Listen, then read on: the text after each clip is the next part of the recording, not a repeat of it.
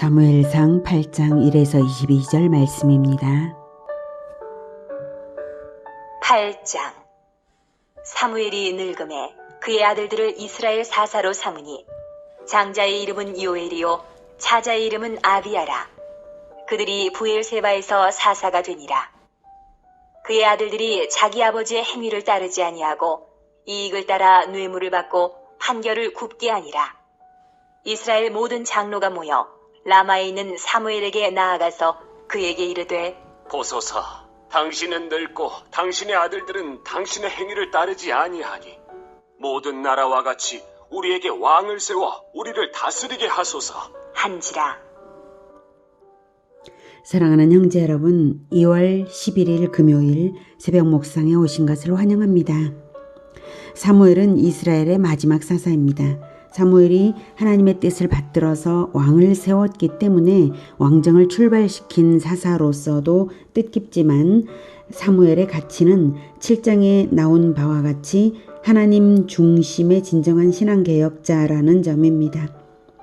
사무엘이 여호와께 돌아오려거든 우상을 버리라고 하며 피상적인 종교 행위만 아니라 진정한 신앙이 되게 했기 때문에 언약궤는 여전히 기럇 여아림에 있음에도 불구하고 나라가 평안했습니다. 사무엘의 지도력이 하나님 뜻에 합당했기 때문이죠. 하지만 인간은 변질되는 존재여서 세월이 흘러가면 숭고했던 신앙도 언제 그랬냐는 듯 세속화되곤 하는 것이 역사의 관례입니다. 사무엘 때의 이스라엘 백성들이 그랬습니다. 사무엘은 끝까지 신실했는데 이스라엘 백성들은 변질되었습니다. 사무엘이 다스리는 모든 기간에 블레셋을 물리치고 나라가 평안했음에도 불구하고 백성들은 이웃 나라들을 두려워하면서 왕정을 요구했습니다. 이것은 하나님 중심 신앙을 잃고 인간 중심으로 인간의 힘을 의지해서 살아보겠다는 의미입니다. 오늘의 포인트는 신정이냐 왕정이냐가 아니라 하나님 중심이냐 인간 중심이냐 이것입니다. 백성들이 요구하는 것은 말하자면 하나님이 자기들을 살리게 하는 것이 아니라 사람이 자기들을 살리게 하겠다 이것입니다. 먼저 1, 2, 3절에서 사무엘이 아들들을 1절에서 아들들을 이스라엘 사사로 삼았다는 것은 자기 자리를 세습시켰다는 뜻은 아닙니다.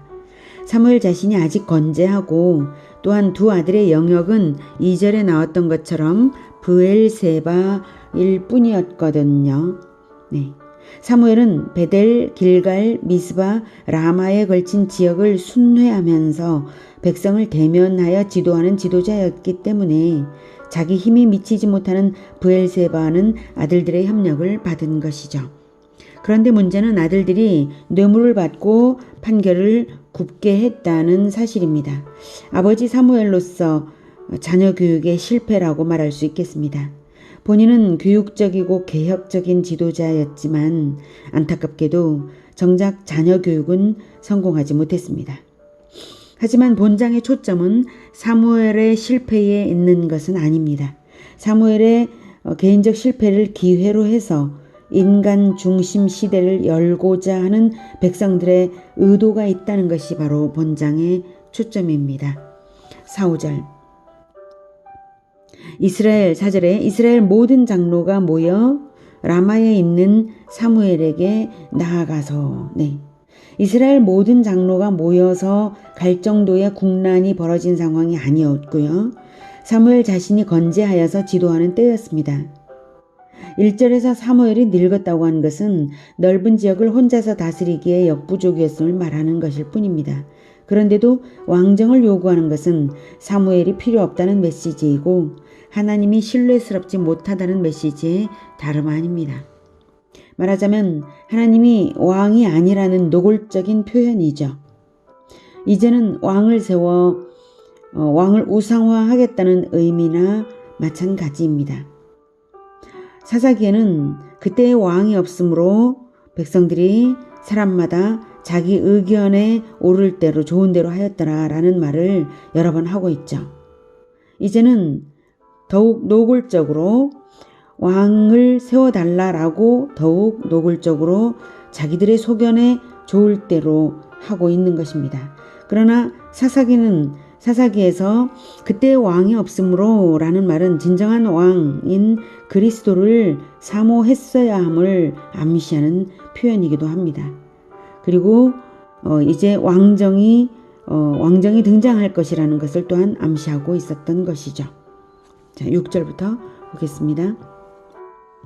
우리에게 왕을 주어 우리를 다스리게 하라 했을 때에 사무엘이 그것을 기뻐하지 아니하여 여호와께 기도하매 여호와께서 사무엘에게 이르시되 백성이 내게 한 말을 다 들으라. 이는 그들이 너를 버림이 아니요 나를 버려 자기들의 왕이 되지 못하게 함이니라. 내가 그들을 애굽에서 인도하여 낸 날부터 오늘까지 그들이 모든 행사로 나를 버리고 다른 신들을 섬김같이 내게도 그리하는도다. 그러므로 그들의 말을 듣되 너는 그들에게 엄히 경고하고 그들을 다스릴 왕의 제도를 가르치라. 하나님은 왕정 요구의 본심을 정확하게 말씀하십니다. 네, 그들이 나를 버려 자기들의 왕이 되지 못하게 함이니라. 그리고 왕정 요구는 출애굽 이후 역사 내내 저질러온 우상 숭배나 다름없는 것이라고 하십니다. 8절에 애굽에서 인도하여 낸 날부터 오늘까지 그들이 모든 행사로 나를 버리고 다른 신들을 섬김같이 그리하는도다. 그런데 하나님은 왕정을 허락하십니다. 왕정 요구의 본심은 못됐지만 왕정 자체가 나쁜 것은 아니기 때문입니다. 왕정을 신정적 왕정으로 확립하면 될 일이기에 하나님은 그들에게 엄히 경고하고 그들을 다스릴 왕의 제도를 가르치라고 하셨습니다. 하나님 중심이었던 사무엘을 통해서 비로소 신정적 왕정이 출발되도록 하시는 하나님이십니다. 그런 의미에서 하나님 중심의 사무엘은 신정적 왕정의 출발을 위해 준비하신 하나님의 비밀병기와도 같았습니다. 10절 사무엘이 왕을 요구하는 백성에게 여호와의 모든 말씀을 말하여 이르되 너희를 다스릴 왕의 제도는 이러하니라. 그가 너희 아들들을 데려다가 그의 병거와 말을 어거하게 하리니 그들이 그 병거 앞에서 달릴 것이며.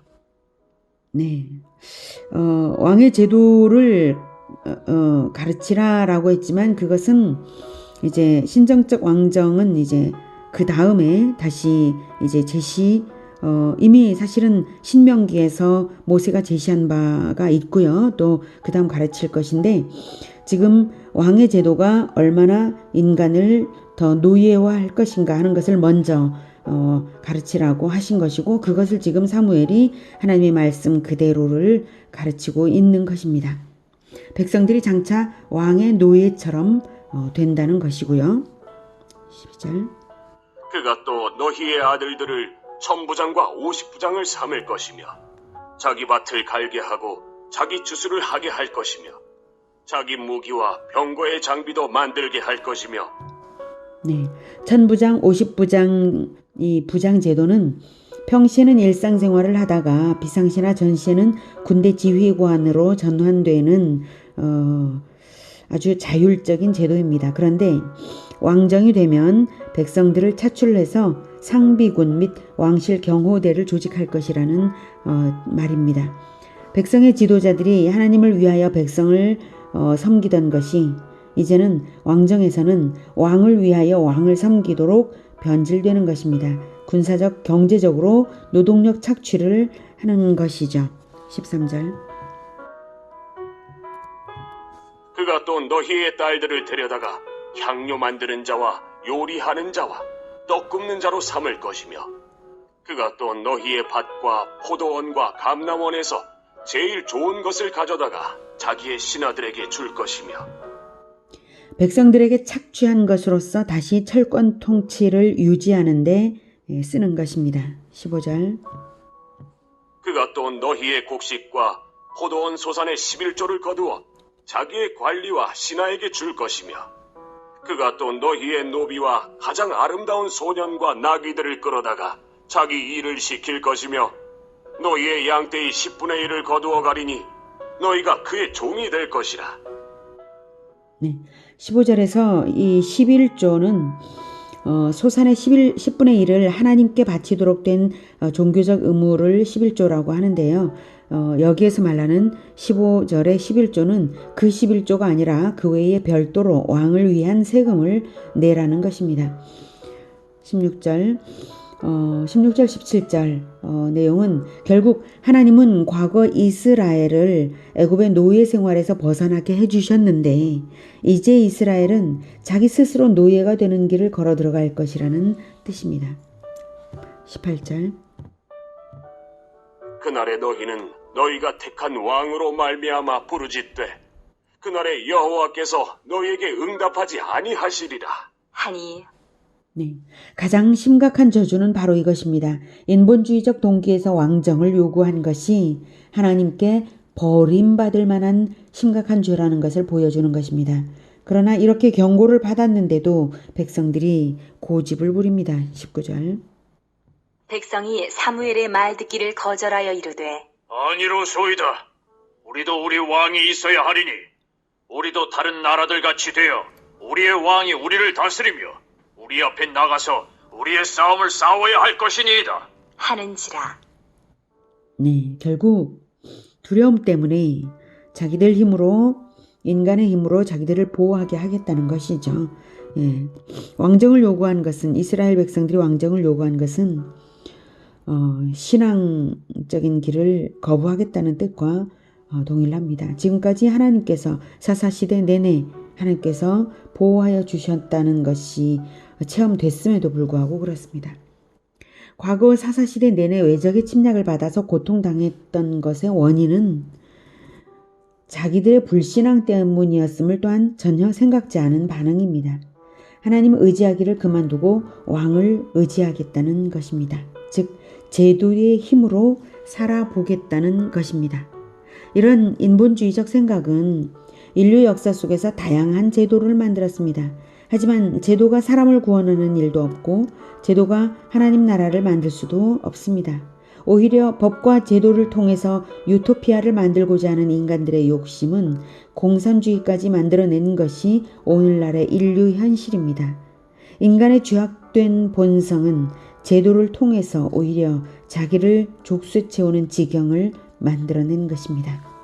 21, 22절 사무엘이 백성의 말을 다 듣고 여호와께 아뢰매 여호와께서 사무엘에게 이르시되 그들의 말을 들어 왕을 세우라. 하시니 사무엘이 이스라엘 사람들에게 이르되 너희는 각기 성읍으로 돌아가라.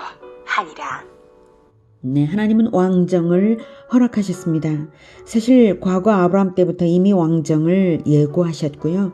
모세는 백성들이 이렇게 왕정을 요구할 때를 대비해서 왕정의 제도가 어떠해야 할 것인지를 이미 가르쳐 두었습니다. 하나님께서 왕정을 허락하신 것은 왕정을 하되 신정적 왕정을 하도록 허락하시는 것이죠. 진정한 왕이신 우리 예수님은 불필요한 제도를 오히려 철폐하시고 최소한의 제도, 세례와 성찬만을 명하시고 오직 성령으로 인간 영혼을 거듭나게 하심으로써 하나님 나라를 세우시는 분이십니다.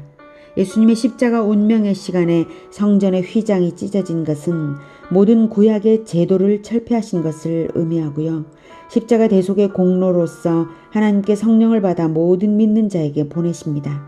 십자가의 도리를 따라 모든 백성이 섬김의 도리로 살아가는 것이 진정 행복한 하나님 나라를 이루어가는 것입니다. 우리가 무언가를 법제화해야 한다고 할 때 그 법제화는 바로 사회적인 의사의 통일성을 기하기 위한 최소한의 것이어야 바람직한 것이지 모든 것을 두려움과 불신의 동기로 모든 것을 법제화함으로써 인간을 족쇄 채우는 것은 결코 지혜로운 방향이 아닙니다. 법제화는 없을 수 없는 것이 사실이긴 합니다. 하지만 진정 성령으로서 하나님만 섬기고 하나님 나라를 세워가는 지혜로운 우리 모두가 되기를 기원합니다. 기도하겠습니다. 하나님, 인간은 너무나 복잡한 법제화를 통해서 스스로 올가미를 만들어냅니다. 그러나 진정 하나님은 우리를 자유롭게 하시는 분이십니다. 하나님, 우리가 법과 제도를 지키되 그것에 의존하지 않고 오직 하나님을 의지하며 하나님의 도리, 섬김의 도리로서 진정 행복한 사회를 만들어가는 그러한 지도자들이 되게 하여 주시옵소서. 진정한 왕은 오직 우리 주 예수님밖에 없습니다. 우리 주 예수님이 가신 길을 따라 섬김의 도리를 몸에 채우며